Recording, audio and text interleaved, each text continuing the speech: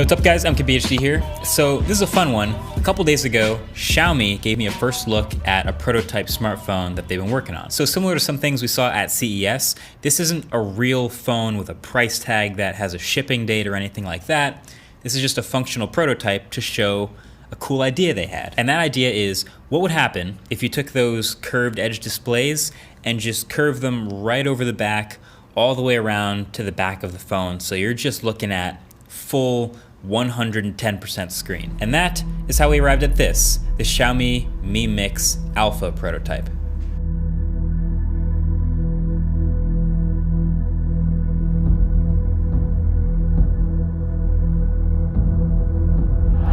Also, before we get into it, shameless plug, the merch is now permanently back, so a lot of the stuff you can now just get whenever you want, which is awesome. Shop.mkbhd.com, first link below the like button.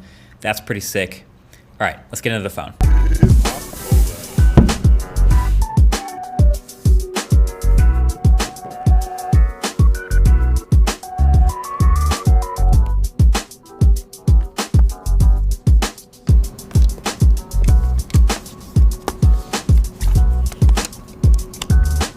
So this is that Xiaomi Mi Mix Alpha, and it doesn't look like any other phone I've ever seen before, and I've seen a lot of phones. So you might remember their Mi Mix line for a while has been that line of phones where they really push the design to the limits. The first Mi Mix was one of my favorite phones for that reason.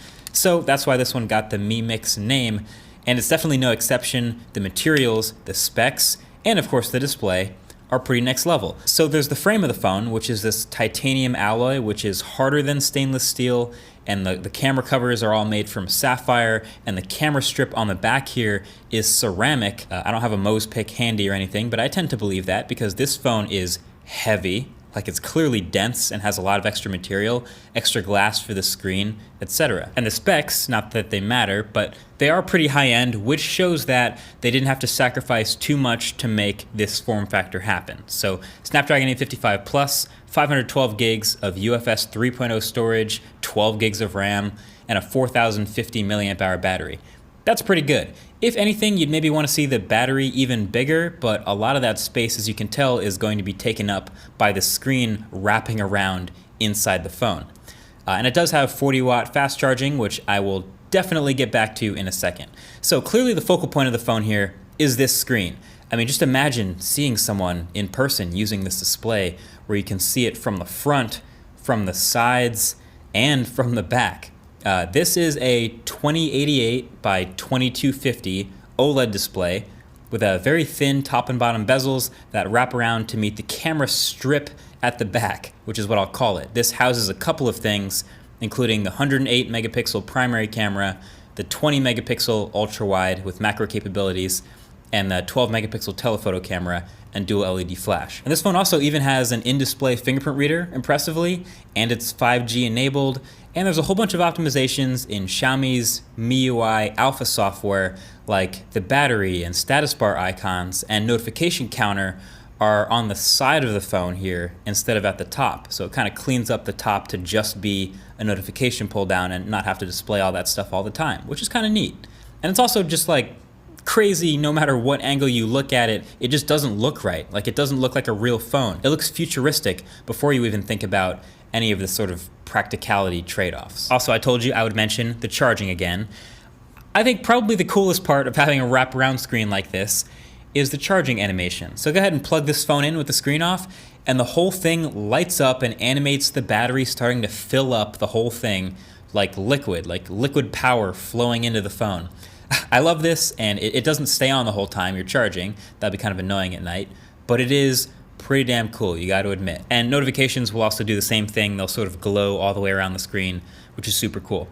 So seeing this phone on video is pretty sweet, and that's one thing, but actually holding it in person and considering using it is a total different thing, and it brings up a lot of questions. So now that I've actually held it and sort of used it, I'm here to answer those questions. So first off, number one, just what does it feel like to hold and use? And so to that I'll say, like I mentioned earlier, it's heavy, but what's funny is it isn't as slippery as some of those other glass phones. Like it seems like my finger is grippy with the display glass better than it is with some other materials. And just overall it feels like Well, you're holding all screen, so the immersion factor is very real. And then you might be wondering, hey, wait a second, where are the speaker and the selfie camera up at the front? Great question, two different answers. So there's a regular speaker at the bottom of the device still, but for your phone calls, that earpiece is replaced by an electromagnetic speaker, basically that's vibrating through the glass to create sound. We've seen this in previous Mi Mix phones. And there is no selfie camera at the top. Instead, when you hit the selfie button, you then flip around the screen to take a selfie with the main 108 megapixel camera.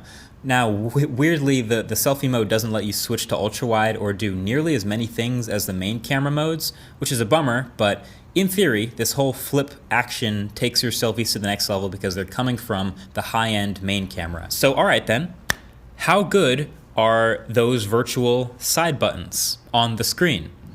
Okay, I'll preface this by saying it's a prototype, but they're pretty bad. I mean, the idea is fine in theory. So there's a power button and a volume button on the right-hand side of the screen on the side. And when you hit that volume button and you get it just right while it's rejecting the palm touch all over the rest of the screen, but it's realizing that you hit the volume button, it pops up this slider and then you can adjust the volume on the front, no problem, by sliding. But it really only works for me sometimes. Like maybe there's a trick to holding it just right where you learn over time how to get familiar with the palm rejection, whatever it is, but I didn't arrive at this, so this was a bummer. But then there's the power button on the side that literally just puts it to sleep. That one worked more often for me, which is nice. And there's also still a physical circular power button at the top of the phone for sleep-wake. That one always works, but it's also more of a reach since it's way up at the top of the phone. Okay, so how good is the palm rejection or recognition on a crazy screen like this? It's hit or miss, as you might expect. So Xiaomi dropped off a little info sheet with this phone, and on it they say they're using a combination of accelerometers, gyroscopes, pressure sensors, and software algorithms to be able to tell when you're holding it versus when you're actually using it and to properly do palm rejection. To me, this seems like the biggest challenge for a phone with a wraparound screen. There were definitely times that it impressively worked just fine, but I also, in tons of other times using the phone, had tons of accidental presses, not including that software volume button. So it's hit or miss, it's impressive when it works, but it's really annoying when it doesn't. And then, what's the back display even good for? What's the point? Well, they've so far come up with a couple cool things. That number one is the charging animation that I told you guys about already. I think that's pretty sweet, maybe the number one cool factor. And then there's the fact that it takes the stuff from up in the top bar where it typically is and puts it on the sides to keep the front looking even more clean at the top. That's all right. The camera viewfinder is also a legitimate benefit, so we've seen it before that using the main camera as your selfie camera typically gives you better selfies, so you still get that benefit.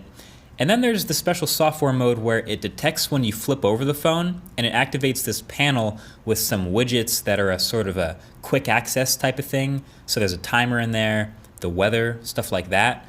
That's pretty cool too. And then just looking cool. Like that's mainly it. It's pretty sweet to look at. Oh, also another question, is there a case for it? Yes, there is. I forgot to take video of it, but I can show you this photo. It literally only has a camera strip to anchor on, and then it sort of protects the outside, but not really. I don't even know why you would put this phone in a case, to be honest. Just accept that you have a super delicate phone. And then I want to point out that this display isn't flawless. Not to be a downer, but just like when you're working with a prototype, you naturally find a lot of things that could be improved. And this was the biggest illusion breaker of the whole thing, was the edges of the display. So right at the apex of those sides where it's rounding over the side, there's a gap in the cover glass. So it's not all one curved piece of glass. There's actually three pieces that sort of connect together. But when you run your finger over that apex, you can feel it. So it's not perfectly smooth. And then from certain angles, it even catches the light and rainbows a bit, and you can really see it. So that definitely takes away from the wraparound display illusion. And there's also a fair bit of yellowing at the very edges that you can sometimes notice if you're looking for it. The camera doesn't pick it up as well as your eyes. And also, this sucker wobbles like crazy on a desk, but that's, I guess, unavoidable. There's no other place for it to lie flat. The camera bump is literally just a stripe down the middle. Overall, though, I gotta say, I'm very impressed by this functional prototype. A lot of the numbers on paper, I don't know if I can really give them full credit. Like, they say it's a 180.6 percent screen to body ratio, but there's still bezels at the top and the bottom, 2.15 millimeters to be exact. So I don't know if just because you wrap it around the sides, you can say it's over 100% screen to body ratio. And also what's funny is on paper, this spec sheet again, they mention, they say it's a 7.9 inch diagonal screen, but it's not that big. They're measuring it from around the back corner to corner of the display, but really it's more like the size of a Pixel 4 or an iPhone 11 Pro Max. But yeah, that's about it. In this world where we have crazy concept cars, I'm glad that we also get to have these wild form over function concept smartphones, and maybe that idea turns into something someday. So let me know what you think of the wraparound display concept in the comment section below. Would you grab something like this? Would you want a phone that's that crazy, or is this completely over the moon, form over function, no reason to exist? Let me know what you think. Thanks for watching. Catch you guys in the next one.